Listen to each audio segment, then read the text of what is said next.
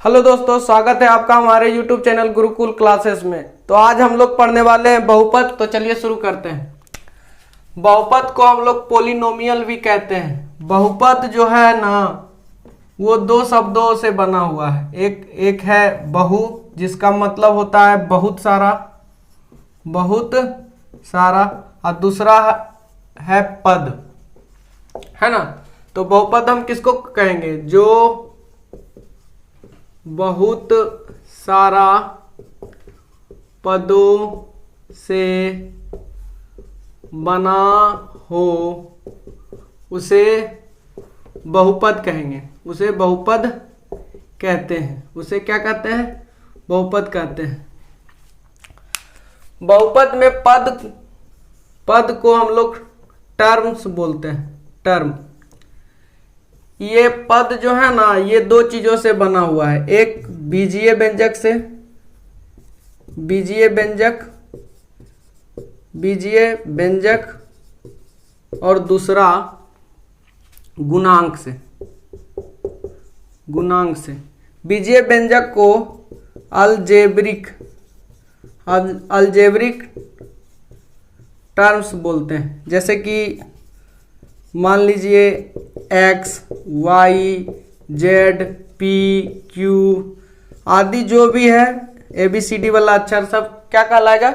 बीजीय व्यंजक। और गुणांक में आ जाएगा हमारा 1, 2 या √2, √5 या -5, -4, मतलब पूरा जितना भी वास्तविक संख्या है सब गुणांक कहलाता है। वास्तविक संख्या, जितना सारा भी वास्तविक संख्या है सब गुणांक कहलाता है। तो हम लोग बारी बारी से सभी को समझेंगे और देखेंगे।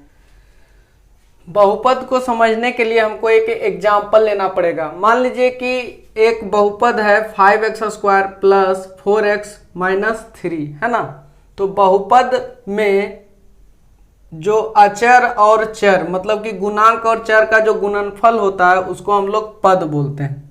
तो पद अगर पूछेगा क्या है, मतलब कि टर्म क्या होता है, तो चर तथा गुणांक के गुणनफल, चर तथा गुणांक के गुणनफल को पद कहा जाता है।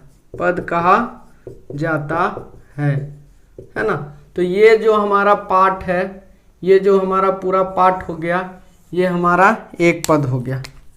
ये हमारा एक पद हो गया। ये जो पूरा पाठ है ये एक पद हो गया। फिर दूसरा में ये चर और गुणांक का जो गुणनफल है ये दूसरा पद हो गया। फिर तीसरा में 3x जो हो गया ये तीसरा पद है। अब आप सोचते होंगे कि हमने तो लिख दिया कि चर और गुणांक के गुणनफल को पद बोला जाता है, तो इसमें तो चर है ही नहीं। तो हम 3 को इस प्रकार से लिख सकते हैं, 3 × x⁻0। तो इसमें देखिए यहाँ पे ये चर आ गया मेरा, है ना। इसलिए 3 भी क्या हो जाएगा? एक पद हो जाएगा। दूसरा है हमारा घात। तो किसी भी बहुपद में जो हाईएस्ट पावर होता है उसको हम लोग घात बोलते हैं। मतलब किसी बहुपद का सबसे बड़ा घात बहुपद का घात कहलाता है। बहुपद का घात कहलाता है। बहुपद के घात को हम डिग्री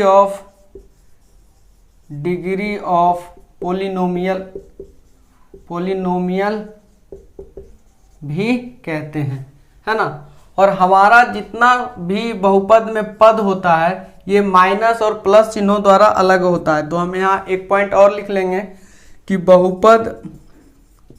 बहुपद का पद एक दूसरे से प्लस तथा माइनस चिन्हों द्वारा अलग रहता है ना। अब हम लोग इसमें आगे समझें।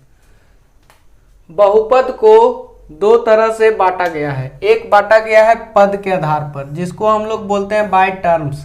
दूसरा बांटा गया है घात के आधार पर, जिसको हम लोग बोलते हैं बाय डिग्री। पद के आधार पर बहुपद को कई भागों में बांटा गया है। पहला है एक पदी बहुपद, इसको हम लोग बोलते हैं मोनोमियल पोलिनोमियल। दूसरा है हमारा द्विपदी है ना। यहाँ बहुपद नहीं भी लिखेंगे तब भी हमारा चलेगा। द्विपदी को हम लोग बोलते हैं बाइनोमियल। इसी प्रकार हमारा आएगा तीसरा त्रिपदी। इसको हम लोग बोलेंगे ट्राइनोमियल। इस प्रकार से हमारा आगे बढ़ते जाएगा। एक पदी बहुपद किसको बोलेंगे? जिसमें केवल एक पद होता है। जैसे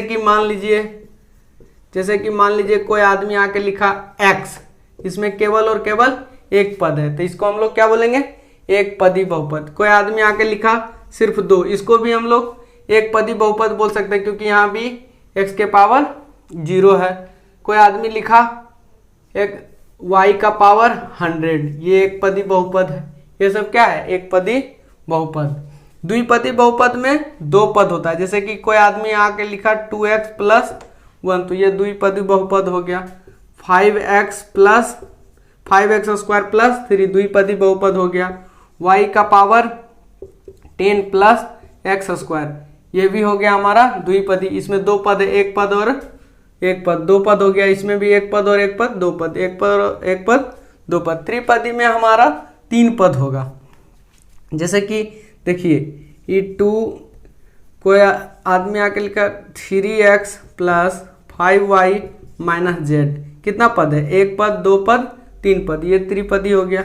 लिखता है x³ + 2x² + 5, एक पद, दो पद, 3 पद। इसी प्रकार हम लोग आगे बढ़ेंगे तो 4 पद वाला भी आएगा, 5 पद वाला भी आएगा, 6 पद वाला भी आएगा। मतलब पद के आधार पे हम लोग एक पदी, द्विपदी, त्रिपदी, चतुर्थपदी, पंचपदी ऐसे आगे बढ़ सकते हैं। उसी तरह से अगर हम घात की बात करें तो घात के आधार पर भी बहुपद को कई भागों में बांटा गया है। पहले होता है रैखिक बहुपद। रैखिक बहुपद जिसको हम लोग बोलते हैं लीनियर पोलिनोमियल। दूसरा आता है हमारा द्विघात बहुपद, जिसको हम लोग बोलते हैं क्वाड्रेटिक पोलिनोमियल। तीसरा आता हमारा त्रिघात बहुपद, जिसको हम लोग बोलेंगे क्यूबिक पोलिनोमियल। इसी तरह से हमारा 4 घात वाला बहुपद जब रहेगा तो उसको चतुर्थघाती बहुपद बोलेंगे। 5 घात वाला बहुपद को पंचघाती बहुपद बोलेंगे। इसी तरह से आगे बढ़ता है। अब रैखिक बहुपद किसको बोलते हैं? जैसे कि मान लीजिए कोई एग्जाम्पल लेता है 2x, तो इसका अधिकतम घात 1 है, इसलिए ये रैखिक कहलाएगा। खाली y रैखिक कहलाएगा। 2x + 5, इसका अधिकतम घात 1 है, इसलिए ये रैखिक बहुपद, मतलब जिसका घात 1 होगा वो रैखिक बहुपद कहलाएगा। दूसरा द्विघात बहुपद, जिसका अधिकतम घात 2 होगा वो द्विघात बहुपद कहलाएगा। जैसे x² + 2, जिसका मतलब अधिकतम घात 2 होना चाहिए। जैसे y² + x + 3, अगर ऐसे लिख दिया तो इसका अधिकतम घात कितना है? 2, तो ये क्या कहलाएगा? द्विघात बहुपद। फिर अगला हमारा आता है क्यूबिक त्रिघात बहुपद, तो जिसका अधिकतम घात होगा 3 वो हमारा कहला जाएगा त्रिघात बहुपद। देखिए इसका अधिकतम घात 3 है, इसलिए ये क्या कहला जाएगा? त्रिघात बहुपद, है ना। तो बहुपद को दो भाग में दो तरह से बांटा गया है, एक पद के आधार पे, एक घात के आधार पे। पद के आधार पे हम लोग बोल सकते हैं एक पदी, द्विपदी, त्रिपदी, और घात के आधार पर रैखिक बहुपद, द्विघात बहुपद और त्रिघात बहुपद। दो हमारा अन्य बहुपद भी होता है। एक का नाम है शून्य बहुपद, जिसको कि हम लोग बोलते हैं जीरो पोलिनोमियल। इस शून्य बहुपद किसको कहते हैं? जिस बहुपद का सभी गुणांक शून्य हो उसे शून्य बहुपद कहते हैं। गुणांक का मतलब हो गया कि ई हो गया हमारा चर और ये हो गया हमारा गुणांक। तो जिस बहुपद का सब गुणांक जीरो हो तो वो जीरोवे ना बचेगा, जैसे 0 × x³, तो ये क्या आ जाएगा? फाइनली जीरोवे आ जाएगा। इसलिए इसको क्या बोला जाता है? शून्य बहुपद या जीरो बहुपद। यहाँ भी देखिए, इसको भी मल्टीप्लाई करेंगे, जीरो आ जाएगा, है ना। ये हालांकि पूरा एक ही बहुपद है। फिर ये दूसरा एग्जांपल हमारा ये हो गया 0z⁴, अब ये प्लस 0z⁴। ये सब क्या है? शून्य बहुपद। मतलब कि जिसका जो गुणांक है वो जीरो हो तो उसको हम लोग शून्य बहुपद कहते हैं। एक दूसरा होता है गुणांक बहुपद। गुणांक बहुपद को हम अचर बहुपद भी बोलते हैं। तो अचर बहुपद किसको कहेंगे?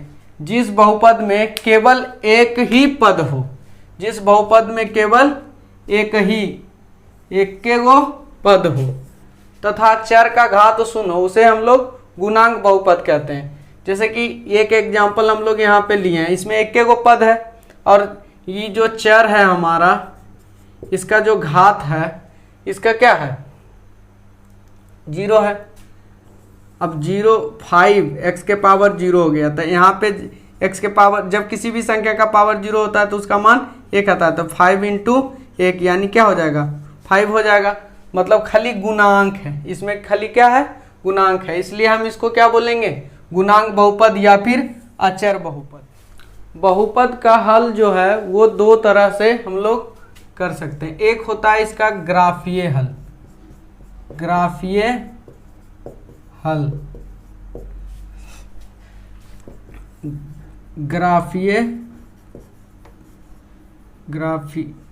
ग्राफीय सॉल्यूशन। दूसरा होता है बीज गणितीय हल। इसको हम लोग बोलते हैं अलजेब्रिक सॉल्यूशन। ग्राफीय हल को हम लोग कार्तीय तल में खींचते हैं। जैसे ये मान लीजिए हमारा हो गया कार्तीय तल। कार्तीय तल में ये इसका x अक्ष, ये हमारा y अक्ष हो गया, ये हमारा x अक्ष हो गया, ये x अक्ष हो गया और ये x डैश अक्ष हो गया, ये हमारा y अक्ष हो गया और ये हमारा y डैश अक्ष हो गया, है ना। तो कार्तीय तल में ग्राफीय हल निकलता है पोलिनोमियल का। तो अगर इसमें हम लोग को 10th के सिलेबस में पढ़ना है रैखिक बहुपद।